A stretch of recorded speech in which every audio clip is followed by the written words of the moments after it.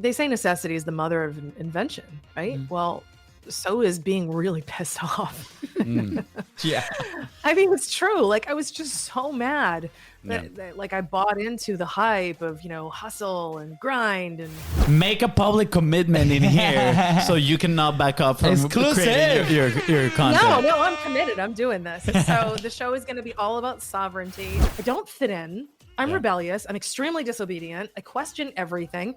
And I'm also incredibly innovative. I'm curious. I find flaws in logic and I make things better. So I'm awesome and the world needs me.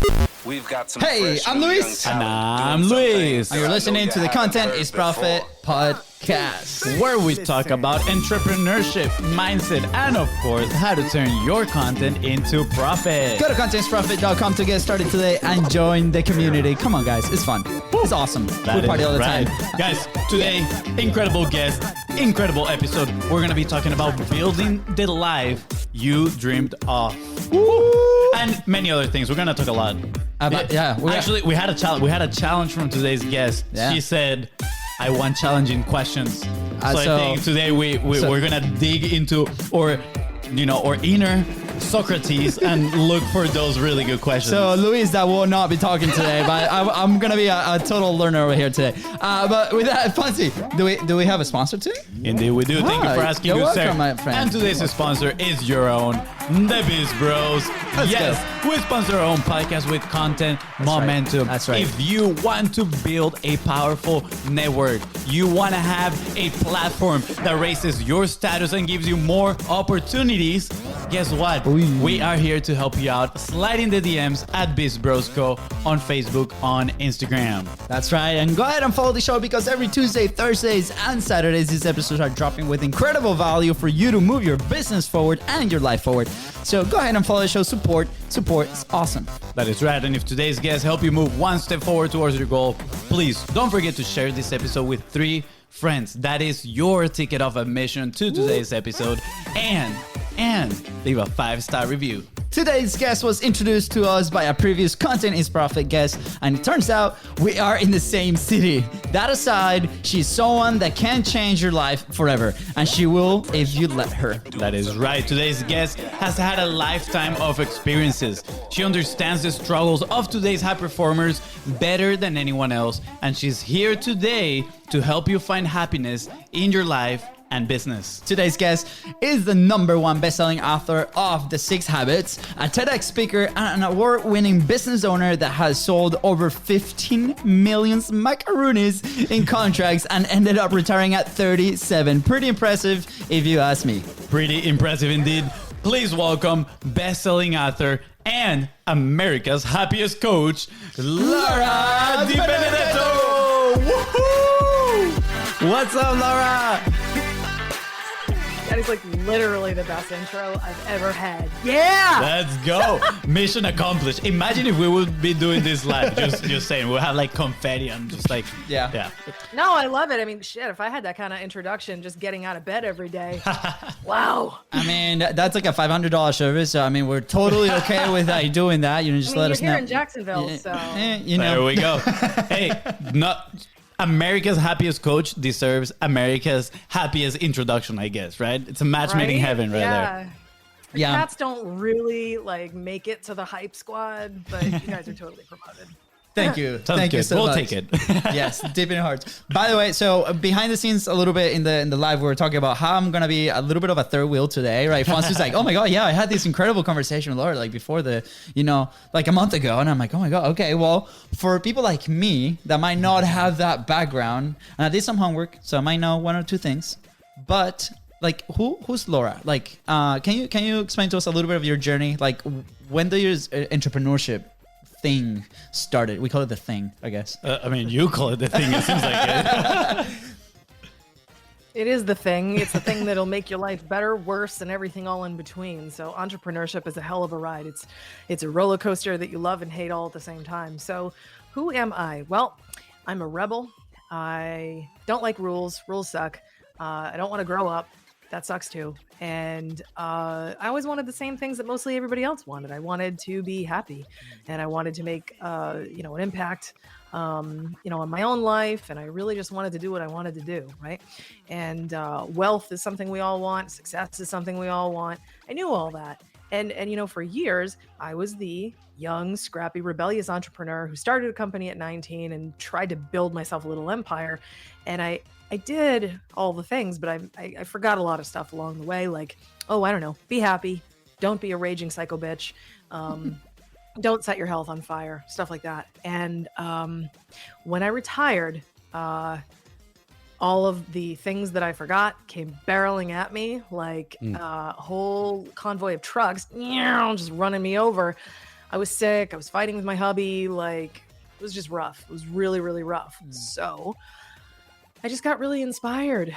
I was just like, damn it, what did I do wrong? So I wanted to know what happy people had in common, because whatever it was, I didn't have it. And just got really curious. I wanted to solve the problem. Became a very happy, super fun, very, joyful goal crusher. And it's been the most epic thing in the universe to be able to help other people be really courageous and joyful and just going after everything and doing things the right way.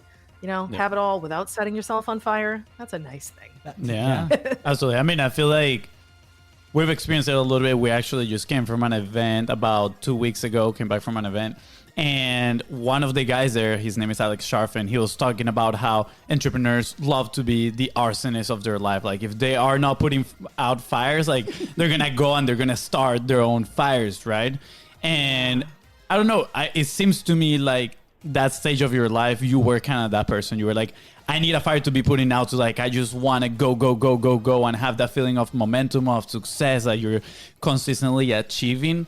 And obviously that you pay the price for that. Mm-hmm. And I'm curious on that transition, right? On that transition from like, I am person A, and now I'm transitioning to be starting to get into awareness of who I can become, right? Or who do I need to become in order to be happy and maybe like save my own life, right? And I'm curious, how did that awareness look for you?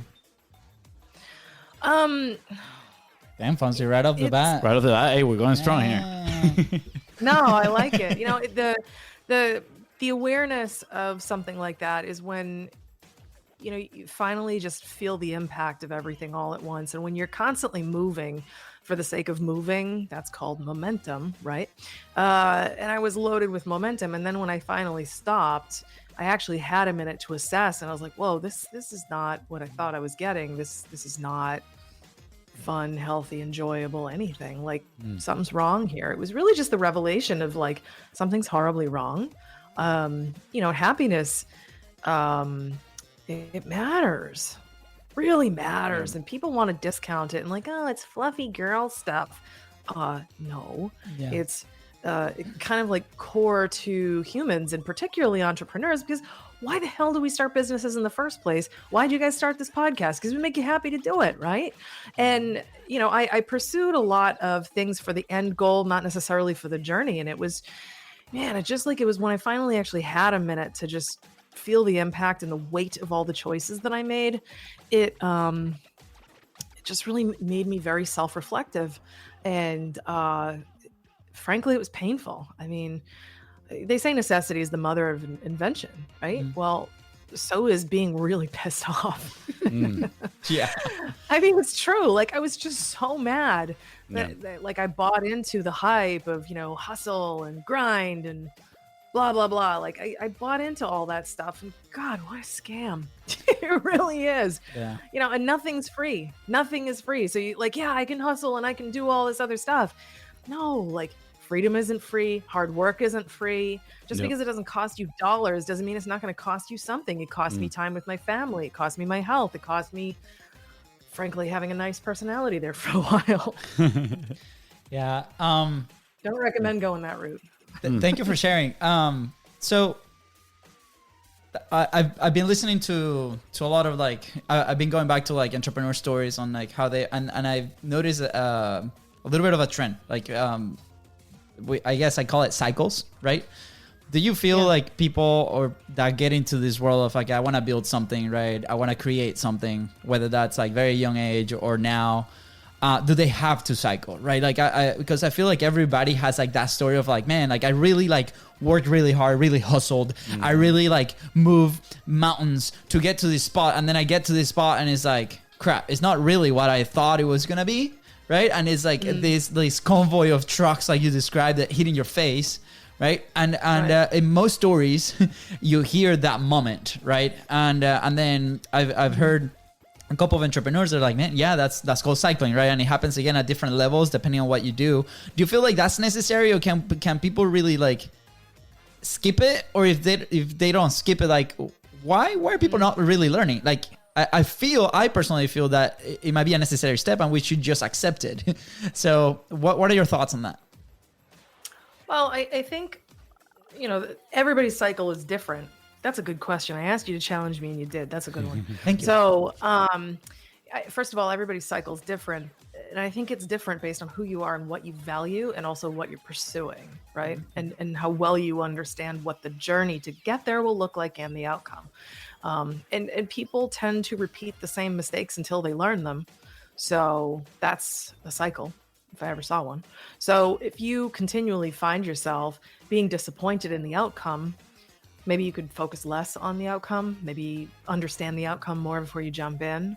There's a lot of different things to that. But I mean, there's a lot of this that's like really optional. I think that if you change who you are and how you approach the things you do, the journey, blah, blah, blah, it can be different. So, I mean, I did some of this cyclical stuff myself, but it's like, how many times are you going to touch the hot stove until you stop doing it? Mm-hmm. You know what I mean? Like, for me, I had to actually change the relationship with the journey and decide that the journey was the point. The destination is a detail. And it's nice to know the general direction I'm going in, and I know why I'm going there. And a lot of people who really support and extol the virtues of like SMART goals, are like get specific, blah, blah, blah, blah, blah. But things like that can really just arbitrarily wear you down just because it's forcing a rigidity and a commitment to an outcome versus enjoyment of the journey and the pleasure of doing it for the sake of doing it. Yeah. Before you go, Fonzie, another question. I know that you're about to, but I want to make a comment on this because I don't think we've shared this story before. We actually went through an exercise. Exclusive. Oh no, that's not about wrong sound. Yeah, come on. Okay, there you go. We actually went through an exercise a few months ago, right? We grabbed this book Traction, which was really helpful, right? We followed a lot of the steps, right? But we're in the stage in the company that we have been evolving. The service that we offer has evolved. We get feedback constantly every single day, and it gets better and better and better, right? Sometimes we hit a really good angle. Sometimes it's like no, and we test messages and a lot of the things with the production of our own content, of the things that we do. And when we did this exercise, I internally felt like it was built for a company that already has everything set up and is running. And it's like to gather this like big group of people together through this vision, right? But we were in this place where we're very malleable, right? Like we have to adapt, we have to move. And we're like, okay, let's commit to this for the next like 2-3 months, right? And to me personally, was really challenging to do that because we saw opportunities. We're nimble, right? We're a team of 5 and we can move very quickly and adapt very quickly. But because in our heads we said, let's follow this one structure, it slowed us down to the point that we decided we're like, that these are some elements that we can grab today and we can implement on our day-to-days or like L10s or like our weekly meetings to implement action. But as far as like how we're gonna deal with this in the business, right? We have to be very flexible to be able to adapt to the marketplace and the things that we do because we're creating from zero. So when you first started and when you started to evolve in your business, can you single out a situation where it was something similar like that, or like how was that process for you on establishing that structure with your business, with your team members, with the clients that you handle at the time? I think that you're really talking about rigidity, right? Yeah. So I think a lot of us enter entrepreneurship and business the first time we do something with a preconceived idea of how it should be done versus let's figure out how I would like to do it. which is a totally different thing. So, early in my 20s, when I was a new leader, new entrepreneur, knew all the things, right? I was looking at other people. How do you do this stuff? And not really sure, what's the way, not understanding that is that guy's way, and that's that lady's way, and there's all these different possibilities. It took me a while to figure it out, that it's like, sometimes I can totally just jump out of the airplane and build the parachute on the way down, and that's fine. Other times I can just decide, nah, I hate the way the whole world does it. I'm just going to do it my own way. And if it goes sideways, that's okay. It's actually been better when I listen to my own intuition about, I know what I want, and I know the way I wish to be and who I wish to be in this process. So knowing those things, what can I create that feels right? And then if it isn't right, just tweak it. Yeah, love it. This has been so on topic with my past 2 days. And no, I'm not kidding. Like, you guys are hitting the topic that has been in my mind these past 2 days. So we are trying to build a product, right? Kind of like a 6-week program. We're still working on the details, right? But pretty much we're trying to productize what we've done with our business and with the service. And through this, we've been going through a discovery process where we're calling, people that we work with, people that we know that they publish content, obviously doing the research. And yesterday I was having this conversation with a really good friend, and he's like, dude, I love what you guys are building because it's not about the how. Like, you are providing kind of like a framework for people to build their own how. And then he recommended me a podcast episode, and I was like, okay, cool, I'll listen to it tonight. And last night I was listening to it, and it was talking about how, just what you said, when we come in, we have this preconceived notion of like, oh, successful people are successful because they just do X, Y, and Z, right? Or because they hustle and grind, for example, right? And they take, they're like, oh, that is the how. I need to become that person. I got to take on that identity. And then they go deeper on tactics, strategies, and they only look for the how, but they don't realize that each of us have different capacity, right? Like, the way he operates is different than the way that you're going to operate. Is different than the way that I'm going to operate. Absolutely. So we all need to find and build our own how. And I think part of what's missing here in the entrepreneurship world is having that space, right? Where you feel confident enough, or you feel supported enough to go and build your own how without maybe, without having in the mind like, oh, I'm doing it wrong, right? Having that space for mistakes, and just at the end of the day, entrepreneurship is an entrepreneur, somebody that takes risks, right? So absolutely, I want to jump in and tell you something. Yeah, absolutely. Sentence, but I don't want to. No. Okay, so I was on a different show earlier in the week, and the host asked me all about like, well, who are your mentors and role models and all that other stuff. And I think I gave an answer that she wasn't really prepared for. We ended up having a really great conversation, but she's very much, or at least before that conversation, was of the mind that everybody needs a mentor and all that stuff. And then you find out that some people are super extra rebellious and they don't respond to external expectations too well. Hello. Or internal. Also hello. And so my answer to that question was, I never had a mentor and I didn't use coaches, because why the hell am I going to pay a lot of money for someone I'm not going to friggin' listen to anyway? That's it. Like, this is not ego. This is just me being stubborn, actually. So take it in the context I'm giving it to you. Yeah. I am my own mentor, meaning that, like, right now, like I'm like, before this meeting, I was working on doing all the logistical back end stuff to launch my own podcast. Yes, I could hire somebody else for this, but I like to know how to do it. I don't care what other people have done. Yeah. I actually want to learn the hard way by doing it. Like, I just think differently. I've got ADHD. I can't learn stuff from books very easily. I get bored in 2 seconds. I'm like, ugh.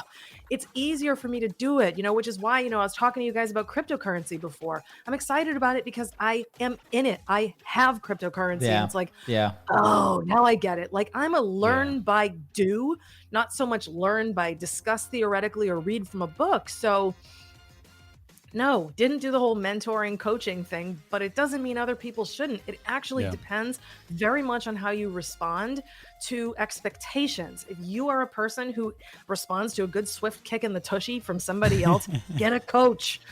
If you don't listen to a person on the planet, save your money. Yeah. Do you or feel find someone who really understands how to get you to want to do stuff. Yeah. Do you always knew that, or like how do you discover that, right? Because as you're describing this situation, there in my head I'm going through several situations where I felt the same way. Like we felt the same way when we launched our live show. You know, there's many people out there telling you you should do this way and you should launch this way and the art should look this way. And we're like, screw all that, right? We're gonna do this because that's the only way that we're gonna actually execute the podcast. Like, actually, no, you should do it that way. I do it the way I want to do it. Thanks for your input. Exactly. So, I mean, we felt this way about many things, right? And I obviously I quote the show because it's what we're doing now. But was there a moment where you were like at peace with it? We're like, okay, like from this moment on, or was something like, do you struggle with that? Because I feel like that's one of those identity. You always knew? Okay, perfect. No. Like, listen, everybody needs to send condolences cards and flowers to my parents for raising me. My dad is bald and my mom has completely white hair, and it's my fault. Like, thank you, mom and dad. Yeah. My mom would be like, clean your room. No. You know, hey, you need to do your homework. No. You know, we need you to dress this way. No. You can't swear at church. No. Like, I've been very, very uncontrollable my whole life unless I have been wanting to exercise self-control. There's not I'm not in the majority of the population. I'm probably like 11% of the population who I don't respond to. Like if I say I'm going to go to the gym, I'm not going. Give me a break. Like, but if you tell me, hey, I need you to do this for me for 4:00, no. Like the only way something gets done is if I deeply want to do it. And, you know, it's been like this my whole life. And, you know, I always used to criticize myself, like, why can't I be like everybody else? Blah, blah, blah. And then I turned it into a superpower. It was like, actually, I want to be like everybody else. I don't fit in. I'm rebellious. I'm extremely disobedient. I question everything. And I'm also incredibly innovative. I'm curious. I find flaws in logic and I make things better. So I'm awesome and the world needs me. Is what I've concluded. Yeah. Studio clap. I love it. I love it. Studio clap. There we go. Standing ovation. Standing ovation. Yeah, we go. Crowd was a little late on that one. Yeah. It's interesting that actually And the crowd goes wild. there's that. Yeah, the crowd went super wild in this one. There's this podcast I will listen to. It's called My First Million. It's really it is very entertaining podcast for entrepreneurs. Actually, it's crack for entrepreneurs. That's how they in say audio it. form. It's crack for entrepreneurs. But these guys were talking about this fighter, right, of the UFC, that he's insane, that he's crazy, and he just like literally when he's like a Russian, and I don't know how to make a Russian accent, but when he like talks, he's like, I just want to kill everybody, something like that. He's like insane, right? And literally like that's what he's saying to like the president of the UFC. And they asked him about success. I don't remember the exact question, but he was like, hey, look, I'm going to be successful because I'm crazy. I know the crazy people out there is going to be successful. And the normal people that want to be successful, they're never going to get to be successful because they're not crazy enough. So the guy that was talking... you need a certain amount of crazy to get anywhere in life because... Yep. That's where tenacity comes from. Exactly. And I think there's a lot of suppressing the crazy going on around in the world. God, you were so right. I used to hide my crazy. Now I'm like, no, I'm crazier than a shithouse rat and I'm good with it. Like, I don't agree with everybody on most things. And it's okay. Like, I'm actually so proud of the crazy. Just like this wrestler was, you know, because the crazy makes you different. And like, you know, I posted this on my Facebook the other day, like well-behaved women. No, what did I say? Poorly behaved women make history, create jobs and they are their own sugar mamas. Hell yeah. Yep. Like, and the same is true of men, of course. But like, you know, behaving basically means that you're living to appease other people. And you know, I'm sorry, but like, there's a lot of us who are just not meant to do that. You know, and it's not that like, you know, it's intended to be disrespectful, but like, there are so many brilliant kids that are like squashed from, thinking for themselves or thinking of entrepreneurial stuff. I mean, like, I think of my nephew, right? Man, he's such a bright little bugger. He's funny. He's smart. He's 8 years old. He's very obnoxious. He wants to do everything that he wants to do. He's getting older, and he's more polite, and I can see like school and mom and everybody taming the beast. While sometimes I've wanted to duct tape him to the wall. I love that little booger because someday he's gonna do something great, and I love it because it's gonna come from his rebellion. Like, school takes your spirit out of you. Society takes your willingness to be different out of you. Like, school, society, parents, we mean well, but like, what we do to kids is we say to them, don't speak up, don't critically think, don't challenge authority, don't create new things, do what you're told, blend in, and be a good person. Yeah. That's boring. Nobody ever innovated, made history, made the world better by doing those things.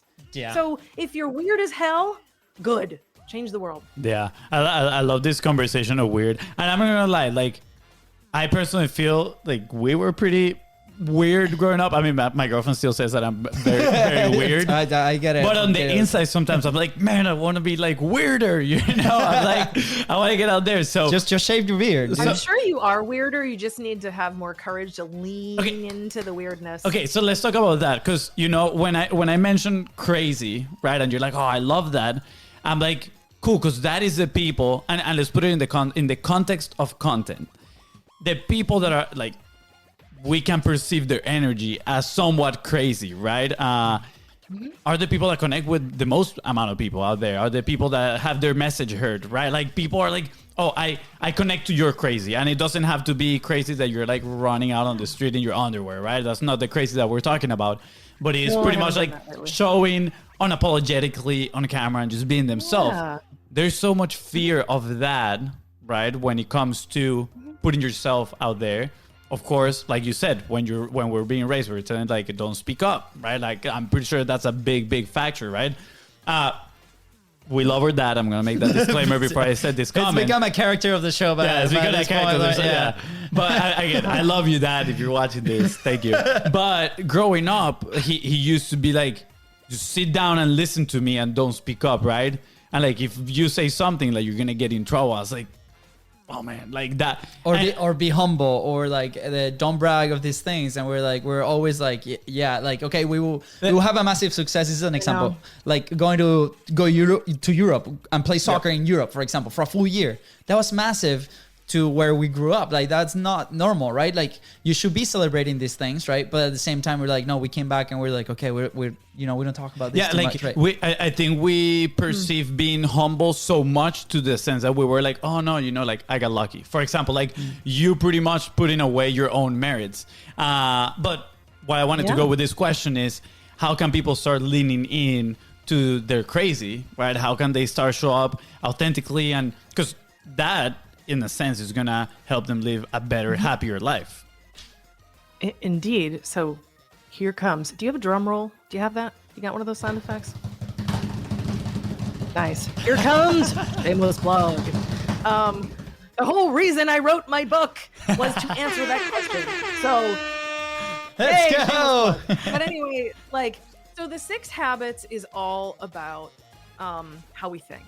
Right? And how our thoughts basically like tear us down, right? Yep. And our thoughts are oftentimes, they're pre-programmed by our parents, by a lot of the stuff that you've just described, right? And what would happen when you didn't listen to your dad? He, penalized you somehow, or gave you some sort of punishment or negative outcome as a result of not doing what you were told, and being humble and all of these things that perhaps served him as a parent who was trying to wrangle 2 rowdy boys, but maybe didn't serve you as your journey to being men, right? So the second habit, I actually just wrote a newsletter that's going out Tuesday about this. It's all about acceptance. The second habit is acceptance. Acceptance is unconditional self-love, which means that you get to disappoint other people knowing that you are still awesome, and their disappointment does not change that. And a lot of people can't handle this concept. I mean, I myself for years could not handle it. I would always want to do what I was told, and I would want to blend in and wear the same crap that everybody else in New England used to wear. I don't live there anymore. You know, and I wanted to fit in because I wanted people to like me for essentially being them. Yeah. Not liking me for me. Yeah. Turns out I am a lot different than I thought I was. When I gave myself permission to really let people down, gave myself permission to not please everybody, it was very hard because I had to learn I'm worthy of love. Yep. Even if you don't think so. I am worthy of approval from me, even if you don't think so. I am worthy of, you know, having a nice life, even if you hate all my choices. I am worthy of speaking my mind, even if you hate what I say. Like, I am worthy, I am worthy, I am worthy. And I love me no matter what I look like, no matter what I sound like, no matter what I've done. I forgive myself for all the dumb shit I've done. I forgive, you know, myself for all the terrible thoughts I've had. And, you know, I treat myself like someone who loves themselves, right? So what happens when we do this work to learn as a default to love ourselves, not just like esoterically and like, you know, out in the ether somewhere, like, oh yeah, I love myself. No, you hardcore love yourself like you love your own child or your brother or your parent. Like, it's not conditional. Like, you don't love them based on good behavior. You just love them. That's it. That's the way we need to treat ourselves, but we don't, right? So what I do in the book is I teach people how to love yourself forever, unconditionally, and get over the self-loathing bullshit, because then you can say, no, I'm absolutely going to brag about this stuff. And if you're not comfortable with me talking about my accomplishments, it's probably because you haven't worked on yourself and you're deeply insecure. And the only way you feel good about yourself is if I look like shit. And we're not going to play that game. So I'm going to feel good about me, and I'm going to invite you to feel good about you.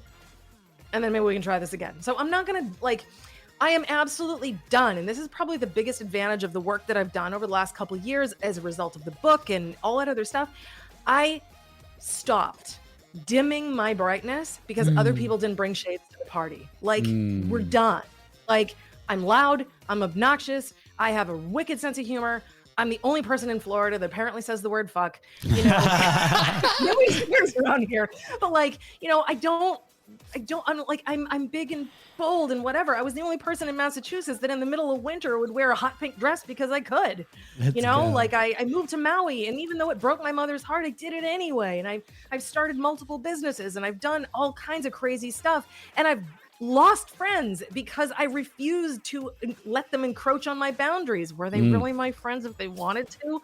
Like, these are the things you do when you actually powerfully, unconditionally, crazy love yourself. And my book teaches you how to do that. So shameless plug. Yes, let's go. Love it. Guys, go get the book right now. Golden boulder moment. That was like a golden boulder, like 10 minutes. So that was great. Yeah. So, and I love your passion. Well, One second. I just want to say I love your passion. Oh, we gotta keep plugging the book real quick. Guys, Yes. go get the 6 Habits. Link is in the description. Absolutely. Or, Laura, where they can go to get this book? What website? Well, you can go LauraDiBenedetto.com. to Amazon. You can also go to the6habits.com, THESIX habits.com. Look at that. Super easy, super simple. There's also an audiobook recorded by yours truly.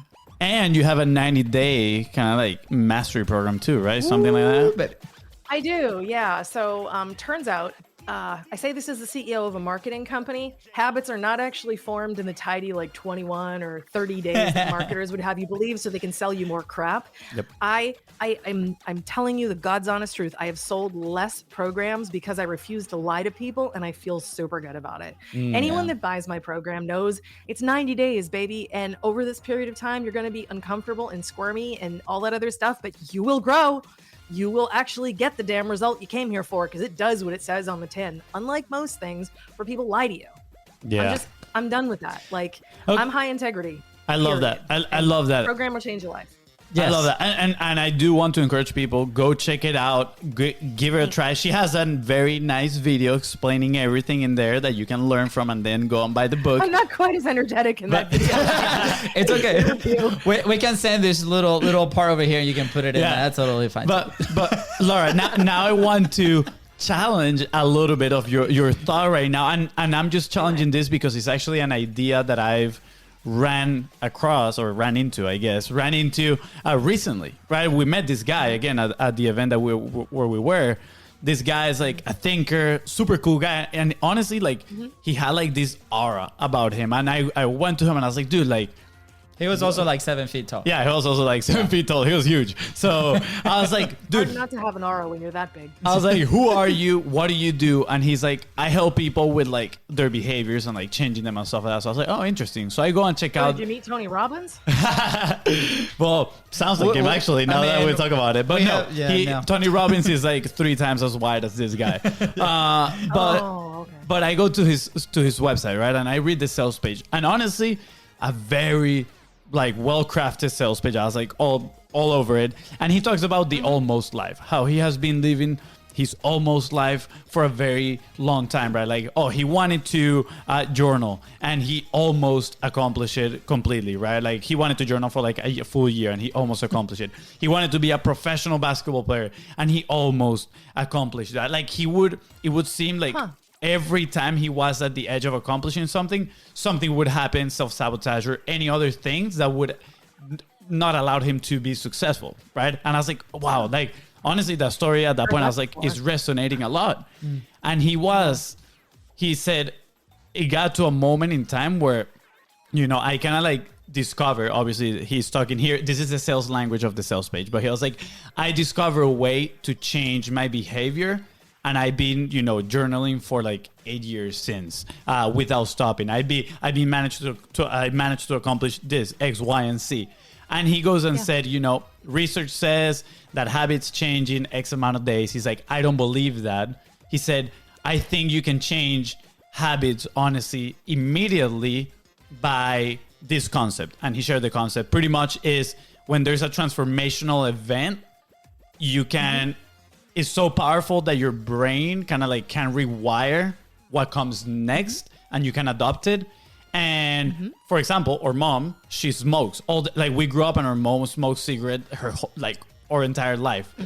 And I remember the day when she came to visit here and she was like, I just smoked my last cigarette like that. She's like, I just smoked my last cigarette at the airport. And we're like, wow, like awesome. Like, that's amazing, Mom. Like, we've been trying to tell you to stop smoking for years. I know, right? High five to your mom. And she stopped, like, completely, right? From that moment on. And so I go back to this guy's concept, right? And now what you're telling me about, like, the 90 days and the work, obviously, I believe, I personally don't know exactly what I believe. I think I lean a little bit more towards your side. But I wanted to challenge that because I think it's interesting ideas, different approaches. And I want to hear your thoughts on that. Asking. So the research that I did, I came across some scientific studies, right? Because I was not interested in failing at this. I know I needed to reprogram my head and learn new thought patterns and stuff like that. So I was coming across scientific studies, and the magic number is actually 66 days, which seems kind of arbitrary. I made it a 90-day program to basically leave room for error and humanity and being messy and screwing it up just because we tend to do that, right? I actually believe that both are possible. But the things like 7 days, whatever, like it's either instantly or it takes longer, period. I would say both are probably true. Yeah. But in one case, you generally need a massive amount of inspiration. So you've seen people, and it can go both ways. Yeah. So let me make my point here. You've seen people who lose a loved one to death, and then they immediately pick up a drinking habit.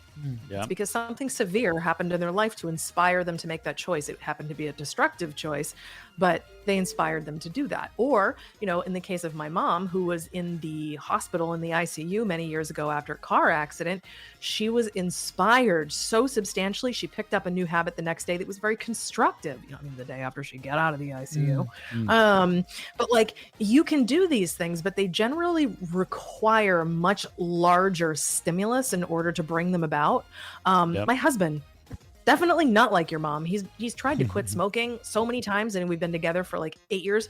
And it's like, I'm not saying that what you're what that other fellow went through isn't possible. I actually very much believe it is.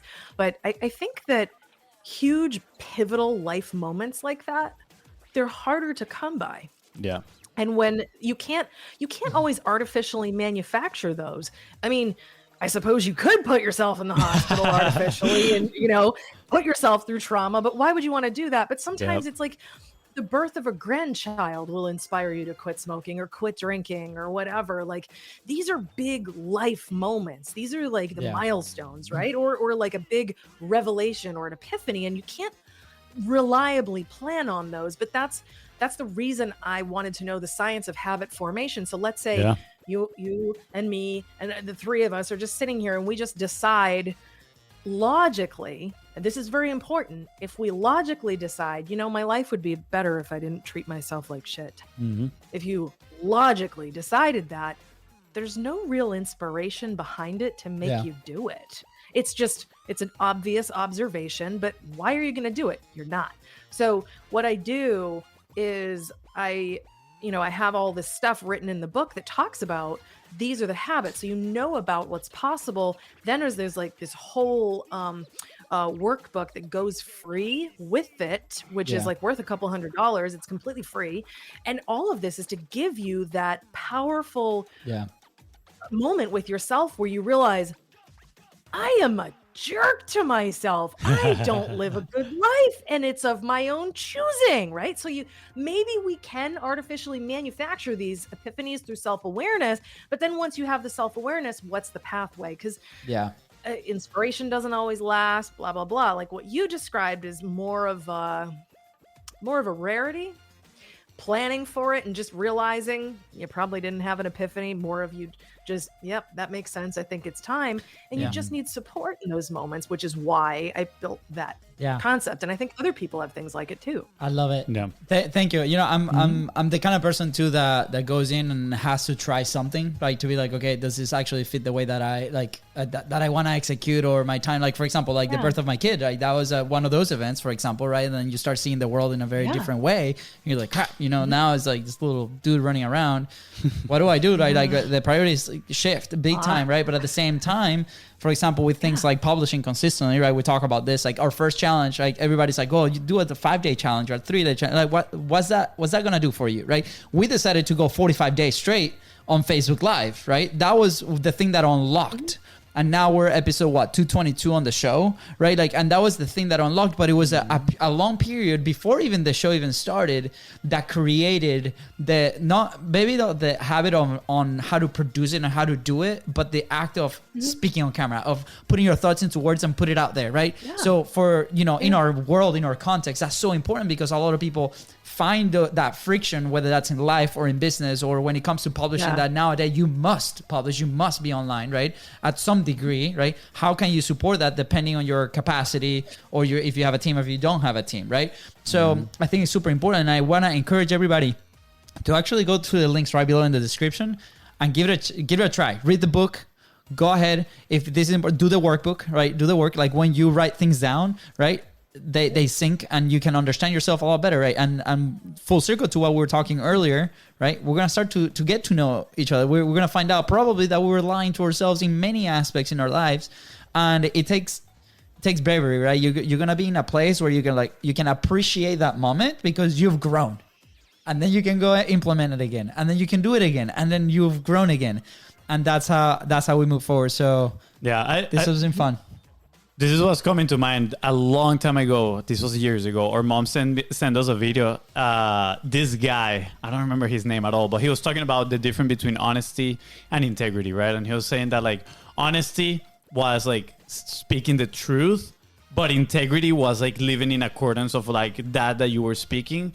And I feel like a lot in this space happens where, yes, there's a lot of honest people, but they might not be living in that integrity because maybe they're not like accepting themselves, right? They're just like living in a place of like mental negative, and they're saying, oh, you gotta be positive, right? And honestly, I'm the first one to raise my hand in here. Like, it doesn't happen that often, but I found myself, you know, sometimes falling into those negative spots and negative places and like talking bad to myself. I'm like, dude, like, why am I like this? And I know it. I'm like, it's like this internal conversation of like, why are you being so negative? And then I was like, oh no, but I'm here. Like, this is happening to me, right? And it's challenging to get out of that, right? It's honestly like pretty challenging. But it's learnable. It is learnable, exactly. And you know, it kind of, my mind goes to the conversation we're having about crypto before this, that you're like, if you're gonna buy, you gotta buy right now in the dip, right? And I'm like, I feel like people buy into this when they're in the dip in their life, when they're like struggling and having difficult moments. That's when they buy in as well. And I'm curious, or at least that's when they should, right? So like in the financial markets, people, novices, they freak out when the market starts going up and they get FOMO, and then they buy when the market's high, which you don't do, right? And then they panic when it's on the way down, and then they sell when they shouldn't. It's the opposite. Like, you know, you should, when you see it starting to plummet, pay attention, you know, learn how to watch the charts, and you buy the dips and then you sell the highs. Like that's how it works at a very simplistic level. And, you know, it really, I mean, to your point, it's the kind of the same way in life. It's like, are you low? Did the pandemic kick your ass? Did you, you know, give up on a business dream that you had? Well, maybe buy into yourself at this particular dip in your own life. Like, nobody's going to make the investment, and you know, when life's great. I mean, trying to sell to construction workers and, you know, construction companies marketing services for years, I heard the same thing over and over. Oh, we don't need anything. We're booming right now. Yeah, but you won't be in 6 months. Yeah, we'll worry about it then. And then in 6 months, well, we don't have the money. I told you guys. Yeah, makes sense.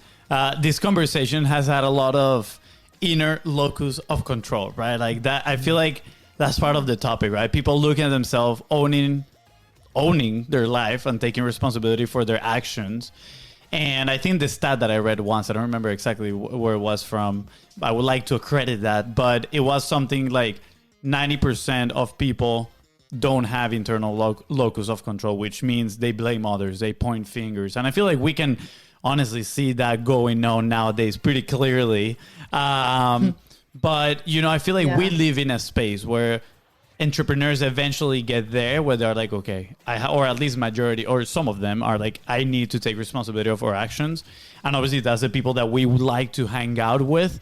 So it becomes challenging when things get difficult, because now you're like, all I gotta look is inside and say, how can I get better at this? How can I, you know, change? What can I do instead of blaming other people?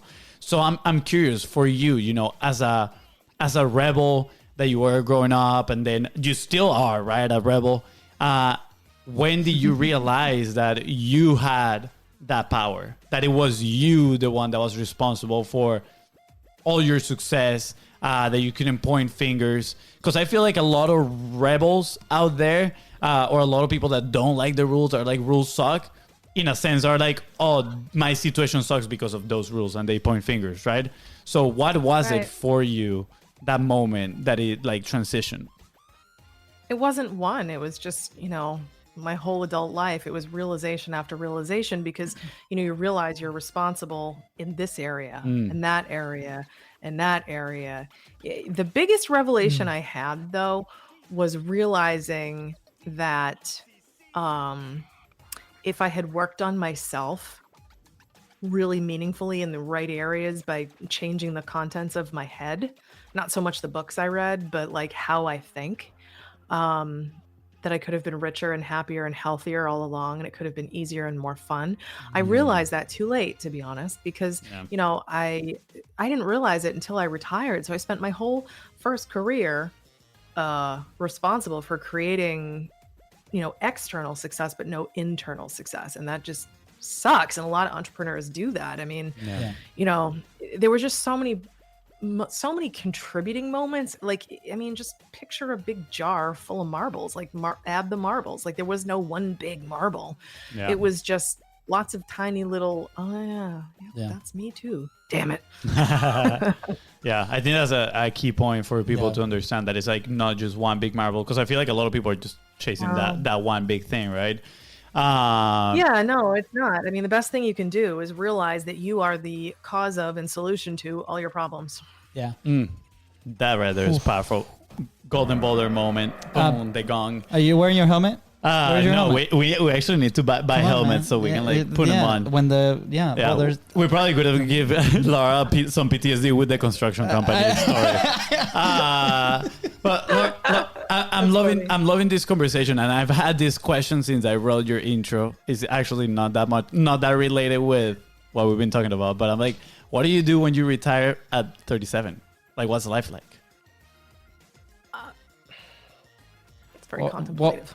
for her, I mean, you rediscovered this whole new you, right? So Yeah, I mean, I was just like, oh, well, I don't like golf and I'm still young enough to do stuff. I mean, you know, I took myself on a celebration trip to Maui, like, yay, I retired. Congratulations to me, you know, like patting myself on the back.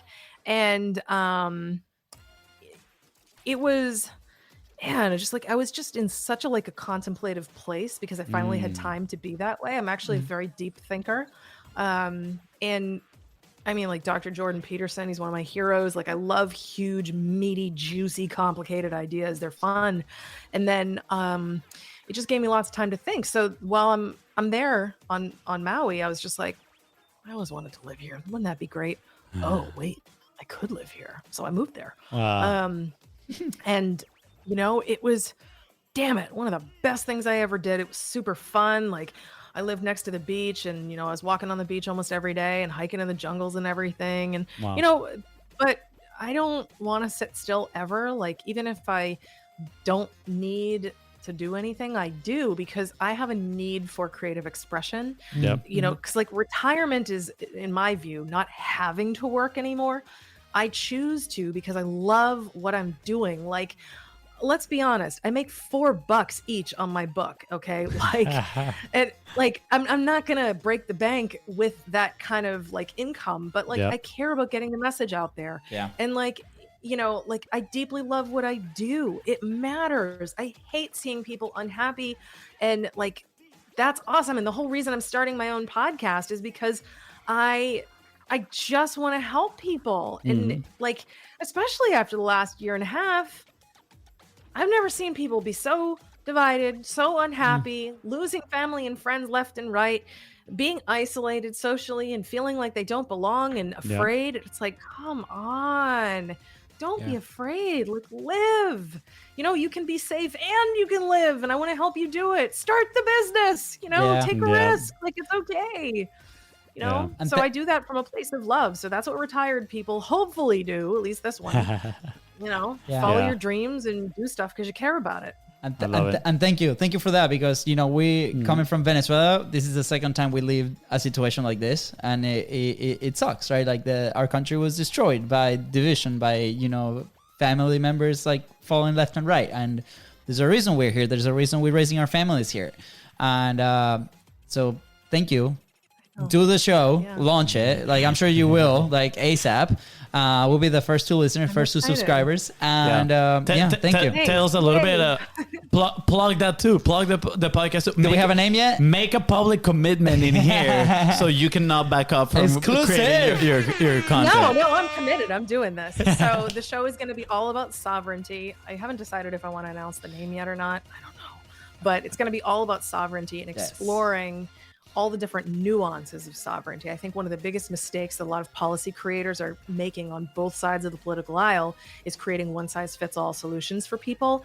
And it's very foolish. And I've learned this over the years as a business leader and as a coach. There is no such thing. If you know, intelligent, thoughtful policy that actually functions well and serves the greater good accounts for nuance. And I think that's largely missing. And I'm very excited to talk about sovereignty and all the different nuances. I mean, I'm about to say some things that are probably not going to shock you because how we know each other at this point, but they might shock some people. Women like orgasms. They're fun. The purpose of the clitoris is specifically and only recreational, and yet women are shamed for wanting to enjoy sex. Like, that's dumb. I want to offer people, and women in particular, an opportunity to be sexually sovereign. Wouldn't you love to have more money than you know what to do with and be financially sovereign? Wouldn't you like to have the chutzpah to actually start your business after years of dreaming about it, start doing the damn thing, and live your life according to your own dreams and hopes and everything? How would you like to learn about, like, you know, actually detaching from like Western medicine? Is that your thing? Like, do you want to be totally sovereign in your body and your being? Do you want to be free of the fears and insecurities that your poor parents, God love them, installed in your brain when you were a kid?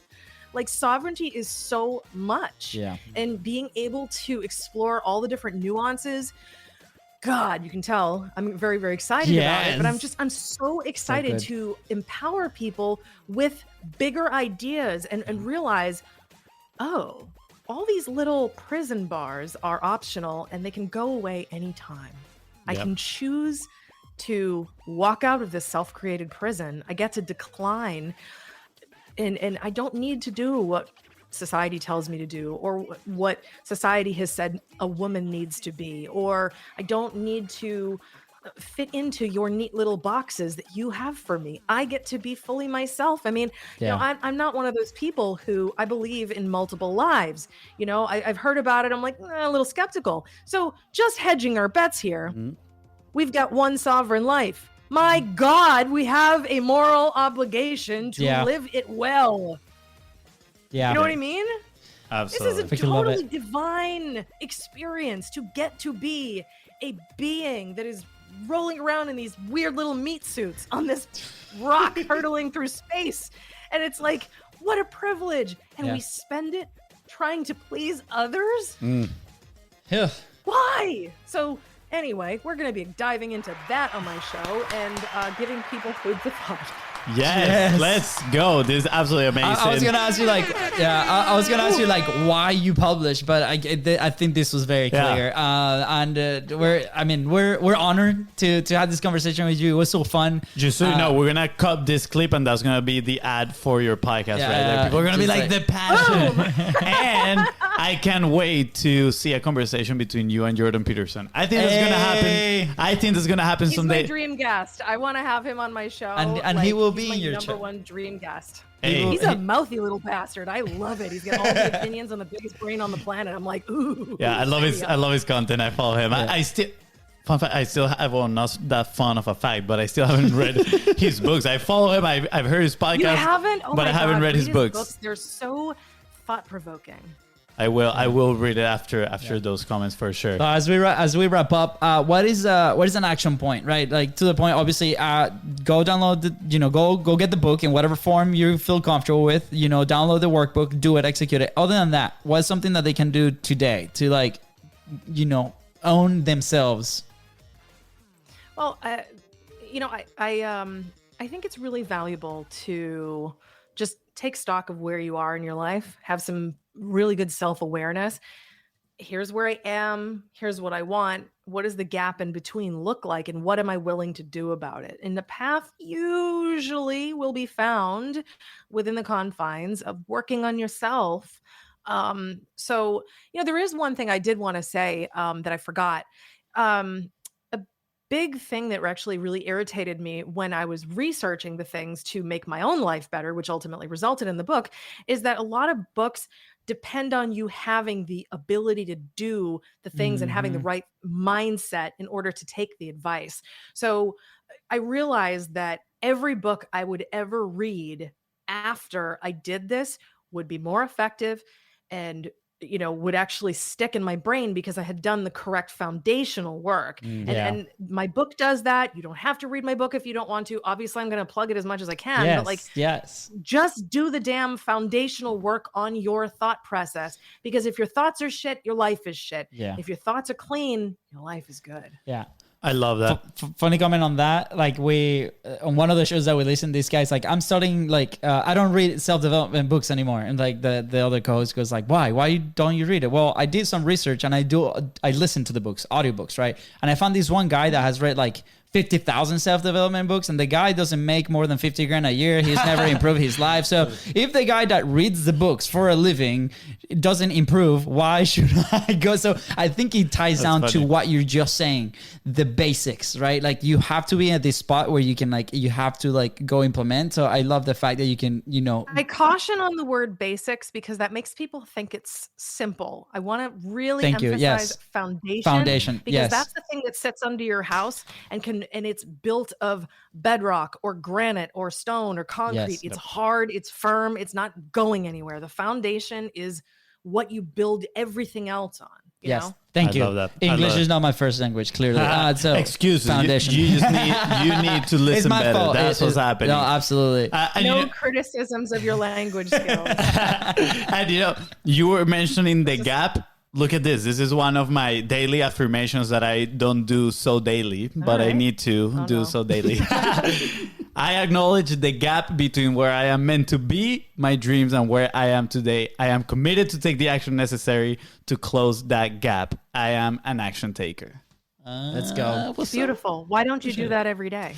I take action every day. I don't read this every day, but I do need to. It's in the title right there.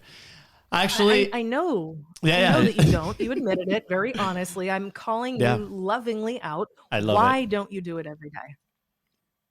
That's a great question. And when people ask me now why, I'm like, I can only look inside myself, and I'm like, I just felt myself on doing that, so I need to. So, commit. Do you have an iPhone? Yes. Grab your phone right now. Hey Siri, remind me to affirm myself every morning at 9 a.m. Hey Siri, remind me every morning at 9 a.m. to read my daily affirmations. Siri's thinking. Okay. The reminder is set starting tomorrow 9 a.m. Let's go. Tomorrow 9 a.m. I'll Let's go. I'll send you a picture. And is called digital accountability. Damn, high five. Let's go. High five. All right. Thank you. It's been a pleasure. Anything else you want to add before we head out? Just, I guess, thanks everybody for listening and having fun with us. And if you made it this far, you are clearly a rebellious person who enjoys thoughtful ideas, and good for you. Work on you and you'll go places. And I want to add there, thank you for buying the book.